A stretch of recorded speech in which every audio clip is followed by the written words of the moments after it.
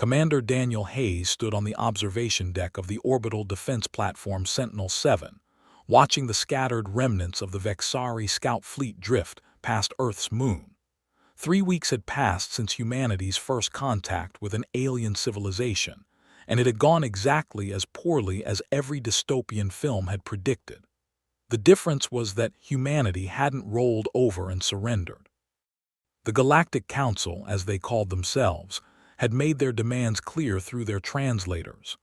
Earth was to dismantle its military, surrender its sovereignty, and submit to Council oversight.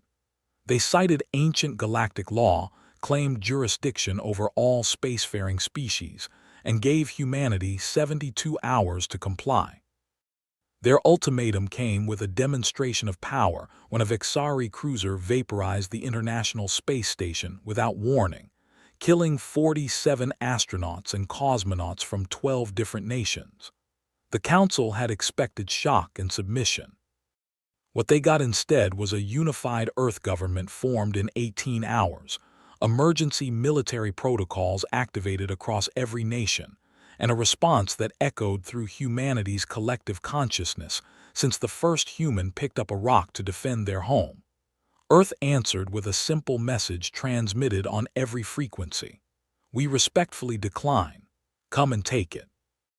Daniel remembered the moment the first Vexari battle group appeared in Earth's orbit, 27 warships arranged in what their tactical computers identified as a standard intimidation formation.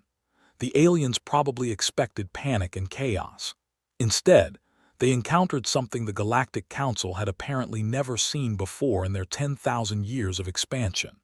They encountered preparation. Humanity had been preparing for this scenario, in one form or another, for 70 years.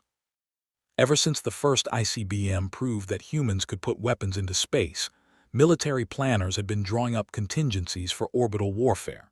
When fusion power became viable, those plans evolved. When quantum computing allowed for true artificial intelligence coordination, the plans became sophisticated. And when the first warp drive prototype successfully bent space-time in a controlled laboratory experiment 5 years ago, those plans became terrifyingly comprehensive. The Vexari learned this the hard way when they opened fire on Earth's orbital installations. Humanity's response came in 3 waves, coordinated by an AI network that the Council's technology couldn't even detect, let alone jam. The first wave consisted of kinetic kill vehicles, simple tungsten rods accelerated to 0.7 light speed by electromagnetic railguns hidden in lunar craters. No shields, no energy signatures to track, just metal moving fast enough to punch through ship hulls like tissue paper. 7 Vexari ships died in the first 30 seconds. The second wave came from converted asteroid mining platforms, now bristling with missile batteries that launched thousands of fusion-tipped warheads. The Council's point defense systems were sophisticated, designed to handle maybe 100 incoming threats simultaneously. They were not designed to handle 4,000 missiles coming from every direction at once, each one capable of independent maneuvering and target selection. 12 more ships vanished in nuclear fire. The third wave never came because the remaining 8 Vexari vessels broke formation and fled, their captains suddenly realizing that they weren't fighting primitives who had just discovered space travel. They were fighting a species that had been perfecting the art of killing each other for 10,000 years and had simply scaled up their techniques. Daniel's tablet chimed, pulling him from his memories. Captain Lisa Warren's face appeared on the screen, her expression grim. She was the tactical coordinator for Earth's growing fleet, a position that hadn't existed a month ago but now commanded more firepower than any military force in human history. The Council just sent another transmission. They're calling what happened to the Vexari fleet an unprovoked attack. They're demanding reparations and the immediate arrest of everyone involved in our defense operations. Lisa's voice carried the mixture of exhaustion and dark humor that had become standard among the command staff. They also increased their deadline. We now have 48 hours to surrender completely or face total extermination. What's the fleet's status? Daniel asked, already knowing the answer would be both encouraging and terrifying. Over the past 3 weeks, Earth's industrial capacity had been retooled with a speed that defied conventional economics. Factories that made consumer electronics now produced targeting computers. Shipyards that built cargo vessels now assembled warships.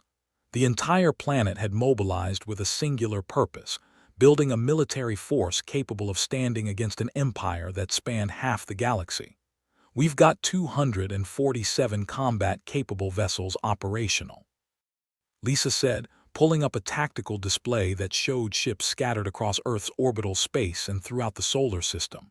Another 112 will be ready within the week. The manufacturing AI is running at 130% efficiency. Apparently, it learned to optimize production schedules by studying historical wartime industrial output. It's modeling itself after what Earth did during the Second World War. That's insane, Daniel muttered. We're building a warship every 6 hours. Lisa's grin was sharp. Actually, we're down to 4 hours and 20 minutes per ship as of this morning. The AI keeps finding new efficiencies. At this rate, we'll have 1,000 ships by the time the Council sends their main fleet. The main fleet. Daniel pulled up intelligence reports on his own tablet. The Galactic Council controlled approximately 70,000 warships according to their own broadcasts, scattered across 200 star systems. Even with Earth's accelerated production, the math was daunting. How many ships do we think they'll send? All of them eventually. Lisa's humor faded, but intelligence suggests they'll start with a punitive expedition, maybe 5,000 ships. The Council hasn't fought a real war in 3,000 years. They're used to overwhelming primitive species with a fraction of their forces. They won't commit their full strength until they understand what they're facing. 5,000 ships. Daniel stared out at Earth, a blue-green marble hanging in the darkness. Even with our production rate, we'll be outnumbered 20-1. That's assuming they give us time to build, which is why we're not waiting for them. Lisa's statement hung in the air for a moment before its implications sank in. You want to take the fight to them, not just to them. Lisa pulled up a star map, highlighting 3 systems within 30 light-years of Earth. These are the nearest Council outposts. Small garrison forces, maybe 50 ships each, guarding mining operations and refueling stations. The Council has been broadcasting our location and their intentions across every communication channel. They want to make an example of us, show the rest of the galaxy what happens when you resist. So we make an example of them first. Daniel understood immediately. Hit their outposts, show the galaxy that humans don't just defend, we attack. Make the Council reconsider whether Earth is worth the cost. Exactly. Lisa highlighted the closest system, a red dwarf with 3 planets and a massive mining operation. The Tarvik system. Population of about 8,000 Council personnel, mostly Vexari and Corvin workers. Defended by 42 warships according to our intelligence. What's the assault plan? We're designating it Operation Broken Shield. 100 of our newest ships, led by the carrier Independence. Admiral Frank Cooper is commanding. The objective is simple: jump in, destroy the garrison fleet, cripple their infrastructure, and jump out. Total operation time under 3 hours. We want to send a message.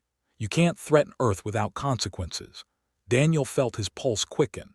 Humanity's first interstellar military operation. 70 years after splitting the atom, less than 100 years after learning to fly, humans were about to carry out an assault on an alien star system. The audacity of it was staggering. When do we launch? 6 hours. The fleet is already assembling at the warp jump point beyond the moon. Admiral Cooper wanted you there as an observer. The Joint Chiefs agreed. You were the one who developed the tactical doctrine that beat the Vexari. They want you to see it applied on offense. The shuttle ride to the Independence took 40 minutes, giving Daniel time to review the operational plans. The carrier was a converted cargo vessel, hastily retrofitted with launch bays for fighter craft and missile platforms. Her original purpose had been hauling ore from asteroid mines. Now, she served as the flagship for humanity's first strike fleet. The transformation was visible in every corridor. Bare metal walls still showing welding marks where armor plating had been installed. Crew quarters packed with personnel who trained on simulators until hours before deployment. Admiral Cooper met Daniel in the Combat Information Center, a cramped space dominated by holographic displays showing the positions of all 100 ships in the strike force. Frank Cooper had spent 30 years in the Navy before humanity made first contact. Now he commanded more firepower than had existed in Earth's entire military 3 weeks ago. "Welcome aboard, Commander." Frank's handshake was firm, his eyes tired but focused. "We're running final checks on the warp drives. Jump sequence initiates in 90 minutes. How's the fleet looking?" Daniel asked, studying the tactical displays. "Better than I expected. The crews are green. Most of them were civilian shipyard workers a month ago, but the AI coordination systems compensate for lack of experience. The computers can handle the complex maneuvering and targeting. The humans just need to make the strategic decisions." Frank pulled up enemy intelligence. "The Tarvik garrison hasn't changed position in 6 months. They're not expecting trouble. Why would they be? The Council has never faced organized resistance. That works in our favor." Daniel highlighted the enemy formation on the display. "They're arranged in a defensive perimeter around the mining stations. Standard Council doctrine from what we've seen. Overlapping fields of fire, layered shields designed to repel frontal assaults. What they're not prepared for is a distributed attack from multiple vectors simultaneously." The Admiral nodded. "We're splitting into 4 task forces. Each one jumps in from a different direction, targeting specific sections of their defensive line. The AI will coordinate firing solutions to ensure we're not shooting at the same targets. Maximum efficiency, minimum wasted firepower. And if they adapt faster than expected, then we fall back on human unpredictability." Frank's smile was cold. "The Council's tactics are sophisticated but rigid. They follow protocols developed over millennia.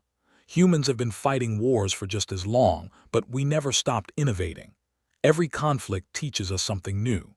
The Council stopped learning 3,000 years ago when they achieved military supremacy. That's their weakness." The next hour passed in organized chaos as final preparations completed across the fleet. Engineers conducted last-minute diagnostics on warp drives that had never been tested in combat conditions. Weapons officers calibrated targeting systems against simulations of Council ship capabilities. Medical teams prepared for casualties that might come from experimental technology failing as much as from enemy fire. This wasn't just humanity's first interstellar assault. It was their first use of FTL travel outside of controlled test environments.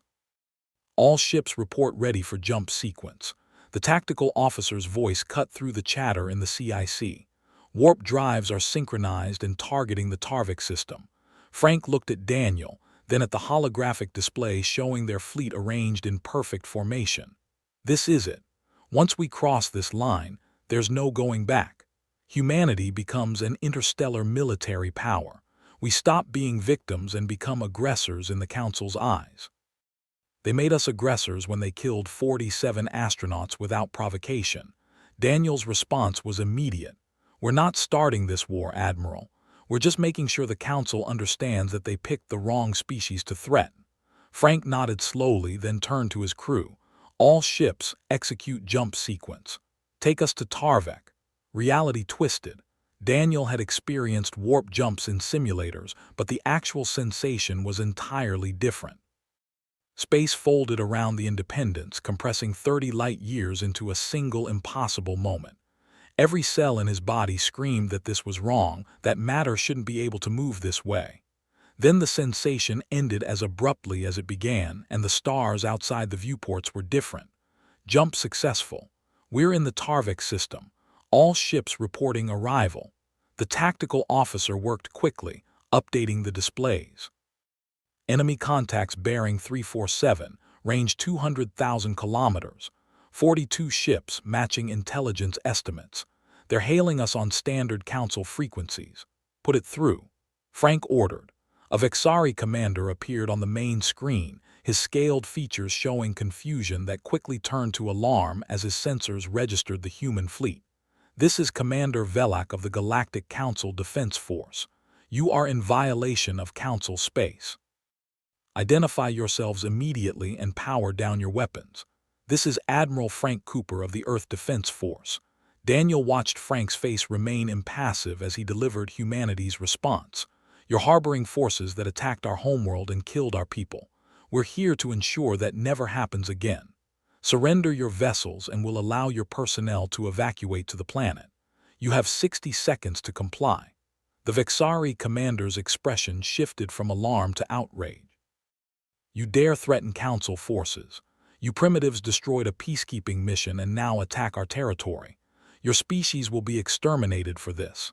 The entire Council fleet will descend on your pathetic world and turn it to ash. That's the response I expected. Frank cut the transmission and turned to his weapons officer. All ships weapons free. Execute attack plan Alpha. Show them what primitives can do. The human fleet dispersed, each task force moving to its designated attack vector. The Council ships scrambled to respond, their formations tightening as they tried to present a unified defensive front. But they were reacting to a threat they didn't understand, using tactics designed for battles against species that fought with honor and followed predictable patterns. Humans had never fought with honor. They fought to win. The first human volley came from the maximum range of their weapons, missiles launched in such quantities that they looked like a solid wall on the tactical display. The Council's point defense systems opened fire, destroying hundreds of incoming warheads. But thousands more kept coming, each one adjusting its trajectory based on real-time data shared across the fleet's AI network. The missiles didn't aim for the Council ships themselves. They aimed for the space around them, creating overlapping fields of nuclear detonation that overwhelmed the alien shields through sheer concentration of energy. First kill confirmed. Enemy destroyer's shields failed. It's drifting. The tactical officer marked the disabled ship on the display. Second kill, third kill. They're breaking formation. Daniel watched the Council ships scatter, abandoning their defensive perimeter as captains independently decided that survival mattered more than maintaining formation. It was exactly what the human battle plan had anticipated. Isolated ships were vulnerable ships. Task Force Bravo is engaging the mining platforms. Another officer reported, rail gun batteries are firing.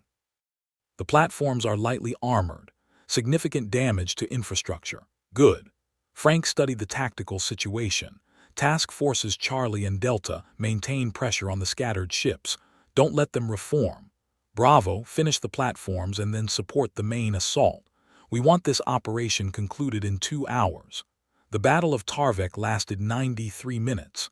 The Council forces fought bravely, their weapons technology superior to anything humanity had developed. Their energy weapons could punch through ship hulls with frightening efficiency, and they managed to destroy 12 human vessels before the battle ended. But bravery and superior technology couldn't overcome being outnumbered, outmaneuvered, and completely unprepared for an enemy that fought with absolute ruthlessness. By the time the last Council ship surrendered, 38 of their vessels were destroyed or disabled. The remaining 4 had fled into deep space, their captains broadcasting warnings about the human attack on every frequency. The mining platforms were burning wrecks, decades of infrastructure reduced to debris, and Earth's fleet had proven that humanity could project power across interstellar distances. All task forces, prepare for extraction. Frank's voice was calm despite the magnitude of what they'd just accomplished. We're jumping back to Earth in 30 minutes. I want damage reports and casualty figures before we leave this system, and someone get me a communication link to the surviving Council personnel on the planet. They need to understand what just happened here. The communication came through 5 minutes later. A Corvan administrator, her translator rendering her chittering speech into flat English. Why have you done this? We posed no threat to your world. We were simply extracting resources under lawful Council mandate. Frank's response was broadcast not just to the planet, but on every Council frequency they could access. Your Council attacked our home without provocation, killed our people and demanded our surrender. This is our response. You tell your leaders that Earth will not submit. Every time they threaten us, we'll strike back. Every time they send ships against our world, we'll destroy them. This war ends when the Council agrees to leave humanity alone. The Corvan's response was barely audible. You've doomed yourselves. The The Council will never tolerate this defiance. They'll send their entire fleet. They'll turn Earth into a dead world. Maybe. Frank's smile was grim, but we'll make them pay for every inch of space between here and Earth. And when our ships arrive at other Council worlds, when we start targeting their infrastructure across the galaxy, they'll learn that threatening humanity has consequences. You started this war. We're going to finish it.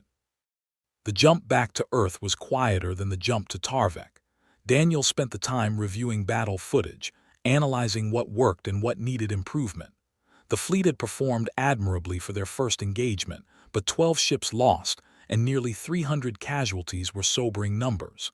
Humanity was learning to fight an interstellar war through trial and error, and every error cost lives. What's our next move? Daniel asked Frank as they approached Earth's orbit. The Admiral pulled up strategic assessments, dozens of Council systems marked on the star map. We hit 2 more outposts in the next 72 hours. Different task forces, different tactics each time. We want the Council confused, uncertain about where we'll strike next. Meanwhile, Earth keeps building ships. Every day we delay, their main response gives us more firepower. And when their main fleet comes, then we find out if humanity can survive against overwhelming odds. Frank's expression was unreadable, but we've got advantages they don't expect. Our production capacity, our tactical flexibility, our willingness to take risks that no Council species would consider. Plus, we're fighting for our survival. They're fighting to maintain dominance. That difference matters. The Independence docked at Sentinel-7 4 hours after leaving Tarvek. News of the battle had already spread across Earth's networks, sparking celebrations in some places and protests in others. Some people believed humanity should negotiate, find a peaceful solution before the Council's full retaliation arrived. Others argued that the time for negotiation had passed the moment the Council destroyed the space station. The debate would continue, but the military preparations wouldn't stop. Daniel returned to his quarters on Sentinel-7, exhausted but unable to sleep. The battle replayed in his mind, not the tactical details but the broader implications. Humanity had crossed a threshold. They'd proven they could fight and win against Council forces, but they'd also guaranteed that the Council would respond with overwhelming force. The survival of Earth now depended on whether humans could build ships faster than the Council could deploy them. His tablet chimed with an intelligence update. Council communications intercepts showed emergency sessions being called across their territory.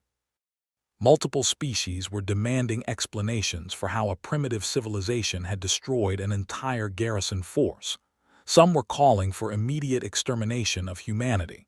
Others were urging caution, arguing that Earth had demonstrated capabilities that warranted serious evaluation. But one intercept caught Daniel's attention, a transmission from a Council diplomat to their central government. We may have underestimated this species. Their tactics bear no resemblance to accepted warfare doctrine. They strike without warning, target civilian infrastructure, and show no interest in negotiation or surrender. If this pattern continues, containing them may prove impossible. Recommend immediate fleet deployment to quarantine their system before they spread further. Quarantine. Daniel considered the word.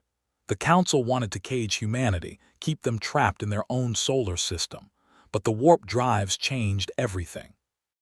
Earth could build ships capable of reaching any Council world within days. The galaxy's comfortable order, maintained for 3,000 years through overwhelming force, was about to face something it had never encountered before, a species that refused to accept its place in the hierarchy. Over the following week, human strike forces hit 4 more Council outposts. Each attack followed a different pattern, demonstrating tactical flexibility that confused Council analysts trying to predict human behavior. Mining operations were destroyed, garrison fleets crippled, and infrastructure reduced to ruins. The message was consistent. Earth would not submit, and every Council asset within striking range was now a legitimate target. The Council's response finally came on day 37 after first contact. A fleet of 6,000 warships assembled at a staging point 50 light-years from Earth. Intelligence reports suggested this represented a significant portion of the Council's mobile forces, drawn from garrisons across 100 systems. Their objective was clear: overwhelm Earth's defenses through sheer numbers, destroy humanity's industrial capacity, and eliminate the threat permanently. But the Council made a critical mistake. They announced their intentions on open channels, broadcasting their timeline and objectives as both a warning and an attempt at intimidation. They gave humanity 72 hours to surrender before the fleet would jump to Earth and begin orbital bombardment. They wanted Earth to see the massive force arrayed against them and lose hope. What they didn't understand was that humans had spent 72 days preparing for this exact scenario. Earth's shipyards had produced over 1,400 combat-capable vessels. Orbital defense platforms bristled with weapons that could engage targets across lunar orbit. The solar system had been transformed into a fortress, every moon and asteroid potentially hiding weapons emplacements or missile batteries. And humanity's AI network had been running simulations constantly, developing tactics for fighting outnumbered against a technologically superior foe. The strategy that emerged was brutal in its simplicity. Don't fight where the enemy expects. Don't defend fixed positions against overwhelming force. Instead, use mobility, strike from unexpected angles, and make every Council ship that enters the solar system pay a price. Turn Earth's home system into a killing field where superior numbers become a disadvantage. Daniel stood in the command center as the deadline approached. Lisa Warren coordinated the defense fleet from Earth orbit, while Admiral Cooper commanded the mobile strike forces positioned throughout the solar system. Every available ship was crewed and armed. Every defense platform was online. Humanity was as ready as they could be for a battle that would determine their species' survival. Council fleet detected. The tactical officer's voice was steady despite the magnitude of the threat. 6,347 ships entering the system at the outer edge of the Kuiper Belt. They're maintaining formation, standard approach vector toward Earth. They're broadcasting on all channels, demanding immediate surrender. Transmit our response. Lisa's order was calm. All defense forces, weapons free. Execute defensive plan Delta. Let's show the Council what happens when you threaten Earth. The battle for Earth had begun, and humanity's answer to the Council's ultimatum came not in words but in missiles.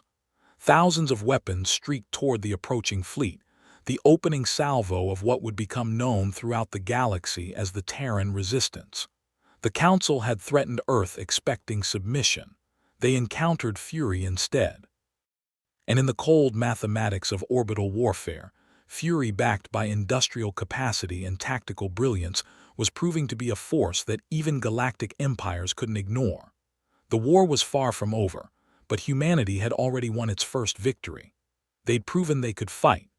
Now they just had to prove they could survive. The story of humanity's defiance would spread across the galaxy in the months to come, told by survivors of battles fought across 100 systems.